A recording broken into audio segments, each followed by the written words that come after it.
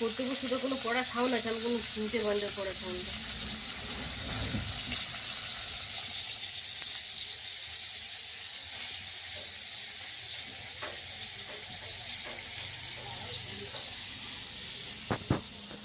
কি মাছ বাচ্চা গো? চিংড়ি মাছ। কি মাছ? চিংড়ি মাছ, চিংড়ি চিংড়ি। আজকে কিনেছো নাকি?